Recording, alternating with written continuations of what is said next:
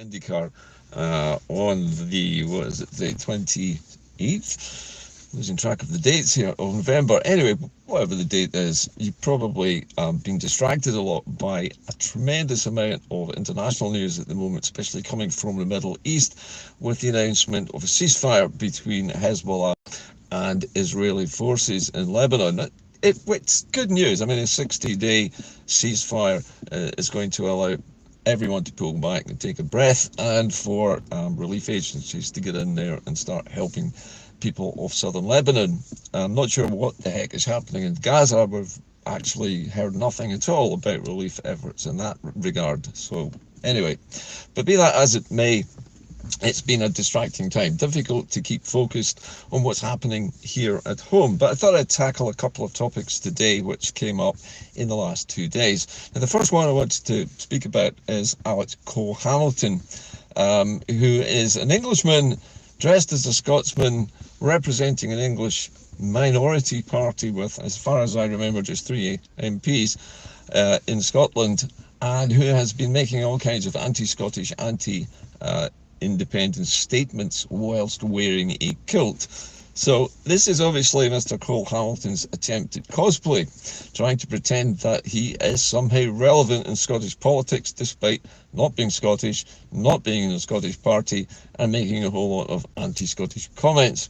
So I think we can largely discount Alex Cole-Hamilton's attempts at relevance here, simply because he is what he is, the leader of a tiny, tiny three-man team of English politicians representing Scottish constituencies, trying to make himself seem relevant to the Scottish cause. So I think he's aiming for airmen. He's aiming here for a seat in the Lords when he retires by doing his bit, as he sees it, for the Union. But largely this is irrelevant to us because it has no effect whatsoever on public opinion.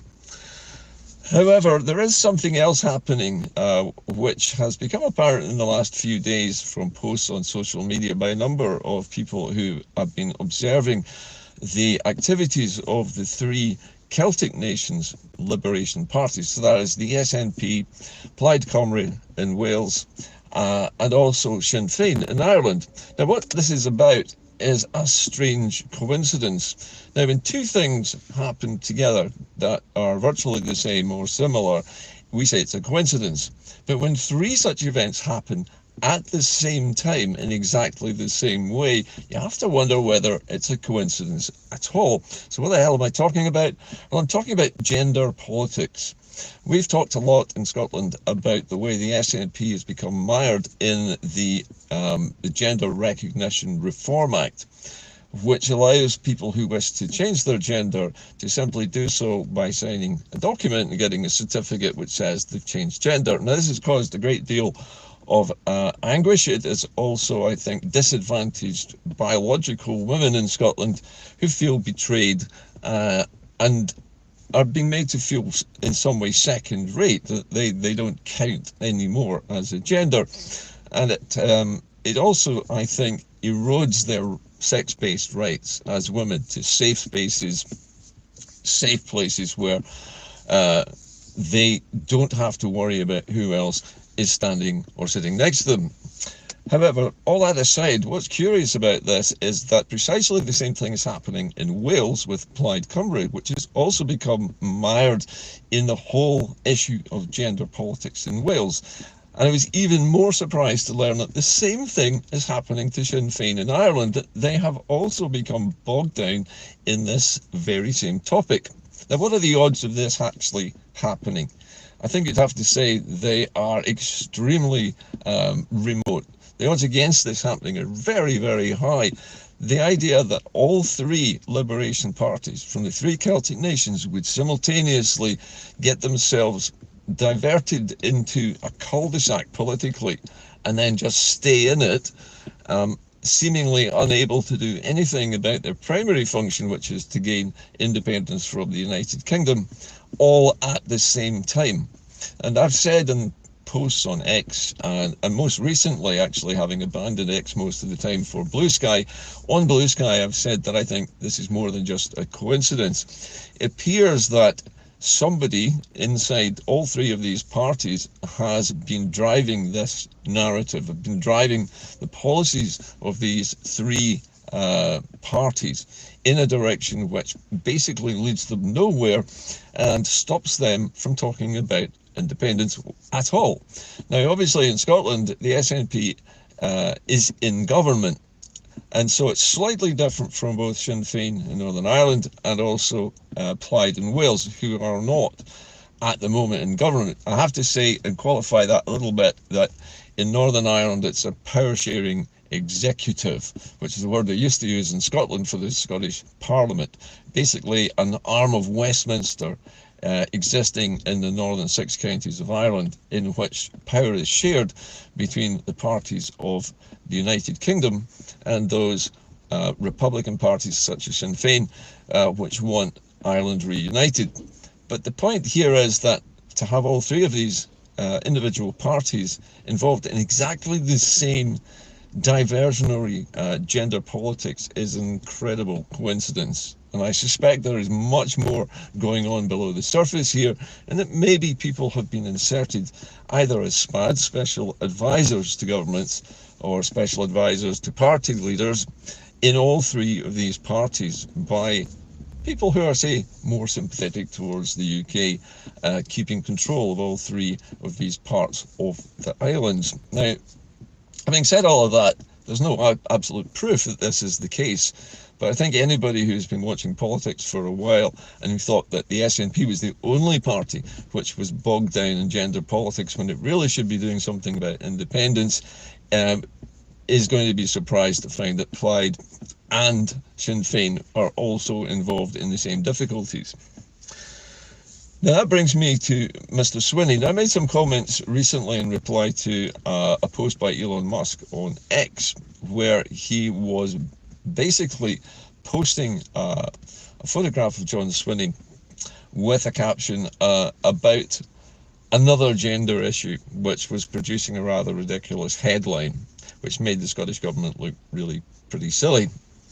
And in response to this, I had said to Mr. Musk, what we really need to do is remove the current SNP administration and replace it with another, potentially SNP administration, perhaps, which is not going to be mired in gender politics. However, a lot of people took exception to what I said, claiming that I was no friend of independence and that I'd revealed my true self.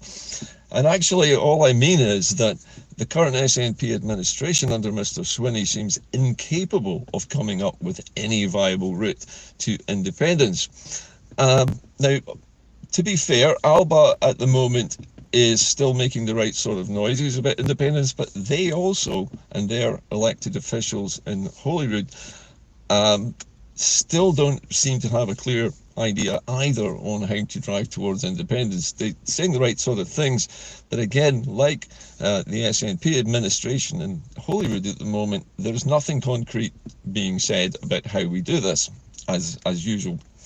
So my comment really here is, we, the people, need to do something about it, because as we all know, according to Scottish historical documents and according to Scottish laws and according to the claim of right, which guarantees it, we are sovereign in our own country. And that means that the power, the centre of political authority in Scotland rests with the Scottish Crown. The Scottish Crown itself is vested in the community of the realm according to the claim of right. And the community of the realm in a modern parlance means the people. And it means that the people are able to elect or sack any political party that goes into government. They are also able to depose any monarch that they don't like. So King Charles could be rejected by the Scottish people in a referendum quite legally. So we have all of this power, but nobody yet knows how to use it. I was watching John Drummond's recent TNT chat show, in which Leah Gunn Barrett, an American Scot actually, who is pro-independence, and another guest whose name, forgive me, escapes me for the moment, and they were talking about how do we actually use our self-determination rights as a sovereign people. And even Leah Gunn-Barrett, was, I think, uncertain about how to go about this. She was basically saying we should start with local policies and local issues, and start leaning on our MSPs, our SNP MSPs, to do something about that, to start exerting force and pressure through messaging, through emails, through letters, and actually turning up at the surgeries of these MSPs to make our wishes known and to put pressure on them to do something about things. Now, yes, that's the sort of thing that you would expect people to do with a local MSP or even an MP if they want local issues sorted out, but that requires campaigning. It's not enough for just individuals to go along and do this. There needs to be a campaign specifically aimed at putting pressure, particularly on Scottish Government ministers. So there doesn't seem to be, at the moment, any kind of collective idea about how the people themselves organise themselves to do this. But that actually is the next step that we need to take. Now, it's important for us all to remember that at the moment, as far as we know, at least from the most recent polls, independent support has shifted up a couple of percentage points. Which means that the no campaign, if you like, the United Kingdom side of this argument, has lost 2 percentage points. So that's created another gap between yes and no if there were a referendum. So at the moment, the support for independence among Scottish voters is roughly 55%. And I say roughly because the polls go up and down a fair amount, but it's something that we could only have dreamed about in 2024. Imagine if we had 55% of the population wanting independence on the 13th of September in 2014. Sorry, not the 30th of September, but let's say just a week before we voted on the 18th. But let's say we had 55% on the 17th of September in 2014. We would have completely reversed what happened in 2014. It would have been a complete turnaround. We would have had 55%, they would have had 45%. We would have won it. It's questionable whether the United Kingdom would ever have accepted that and agreed to negotiate to separate the United Kingdom into its two components of Scotland and the rest of the UK, I think we'd have to call it after that. So because the referendum in 2014 was advisory, and because Alex Salmond's agreement, the Edinburgh Agreement, which was meant to force the English government to accept the result, it's, I think, highly dubious whether the English government would actually have respected that Edinburgh Agreement at all, because it didn't come from them, it came from Mr. Salmond. So it's quite possible that even if we had won in 2014 with 55% of the vote, that we would still be sitting here arguing with the English government that they needed to honour it. However, the point is that we are now at 55%, and that means this is the time we need to start pressing our politicians to actually legislate to hold a Scottish referendum using the I think you'd have to say the legitimacy of the Scottish Parliament, where we have elected our own government. We've chosen this government. It's a government made up of pro-independence party members, the SNP predominantly. That may change in 2026, nobody knows. I suggested actually that we need to put pressure on Mr. Swinney's administration. And if Mr. Swinney's administration is not prepared to make that leap of faith and grow a backbone and actually defy Westminster completely, forcing their hand. Now remember, the Scottish Parliament can pass legislation, but we know that if we're forced to wait for royal assent, in other words, King Charles putting his little signature on it, that's not going to happen, which would mean it wouldn't pass into constitutional law within the UK. But that's not the point. The point is that it would be lawful in Scotland to hold that referendum under our own laws, which are also guaranteed in the Treaty of Union. This would force a constitutional crisis, in other words, a butting of heads between the Scottish government and the English government. The Scottish government, the English government might want to try to take the Scottish government to court over this, but the referendum could still take place, and the English government would have to challenge the result of it in court afterwards. But assuming that SALBA has done its job, and the United Nations and the International Court of Justice have given a ruling that Scotland is in fact a colony or a dependency of England, then that would mean even if, let's say, we get this 55% yes vote in a referendum which we hold, which the English government then challenges in court, the rest of the international community would say, well, the Scottish have got the right to self-determination and they exercised it in a free and fair referendum and they won it. You have to accept it. And they would literally have to keep saying that to England. You've lost, you have to accept it. Scotland is leaving the Union, and thereafter the Scottish Parliament and the Scottish Government could simply defy all English laws. Things like the Internal Markets Act, ignore it completely. Completely flout it. Do whatever our people have voted for, not what the English Parliament says. All of this, people worry that there's going to be some kind of violence on the streets, that there'll be tanks on the streets of Scotland and troops and riot police and all the rest of it. Now, if the English government did decide to do this, and they decided after we had won a referendum fair and square like this, that they weren't going to accept it, and they were going to put their troops in Scottish towns and cities, how long do you think they would be able to do that before the international community said, enough, you've lost?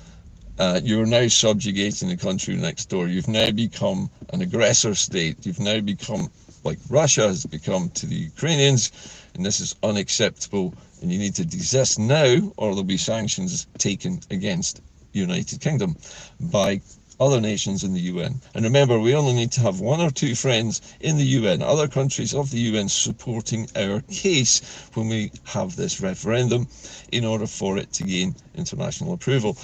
And once all of this is done, as I say, it does force things to a head, but it's always going to do that. If we want to become independent, we have to take that independence in a free and fair referendum. No violence. We don't need to go out with pitchforks and torches to do this. We just exercise our right to self-determination. And before you say, but the Catalonians tried that and it didn't work, and they tried marching and that didn't work and they all got arrested, this isn't Catalonia. This isn't Spain. We're not part of a unitary state. We're not part of a unitary country. There is no country of Great Britain and Northern Ireland. We are part of a bilateral treaty which we can withdraw from with the consent of our population. And that's always been the case. But that's where we go next. It's now time for the people of Scotland to organise themselves, not just into hubs and groups, but into a much broader liberation organisation. Liberation Scotland already exists, and you can sign up to it anytime you like for free and become a member of it. It's up then to all of us who are members of Liberation Scotland to become involved in organising local branches and hubs and selecting delegates to meet with other branches and hubs to coordinate our activities over the next 2 years leading up to the general election. And this is where we have to apply the pressure, because the pressure needs to be placed on politicians at the point where they risk losing their seats in a general election, because otherwise they are not going to feel that pressure and they're not going to respond to it. This is our opportunity to tell the politicians what we want them to do. And we are the sovereign people of Scotland. We are the ultimate authority, not Westminster and certainly not Holyrood. So let's just remember that. It's now up to us, people of Scotland, to decide for ourselves what we want our politicians to do after 2026. I don't doubt for a moment that John Swinney will do nothing about independence in the next 2 years. He will start making sounds and sound bites about fighting for independence without any specifics, but they're not going to do anything about it, simply because they are a party which is fundamentally rooted in devolution. The government of Scotland is fundamentally devolved. It is a part of the United Kingdom setup, and as long as they believe that, and as long as they believe that Westminster has sovereignty, nothing can change. That's it from me today. I hope you found today's programme hopefully a little bit insightful and hopefully a little bit informative. If you still enjoy the programmes, please keep watching. I'll try to make programmes whenever I have something important to say or something important to analyse in the political scene. In the meantime, if you want to donate, please keep doing so, because it really does help me make more programs. The monetization of this channel by YouTube is a slow dragging process. It's going to take months before any real income starts to make it into my bank account. So I'll let you know how that goes. But in the meantime, we're making buttons. Literally just a few dollars here and there. So I still need your help to make these programs. That's it from Inde-Car today. Remember to keep the faith, keep faith in yourselves, and start working together to put pressure on the current government in Holyrood to change its ways before 2026. I'll see you soon. Bye for now.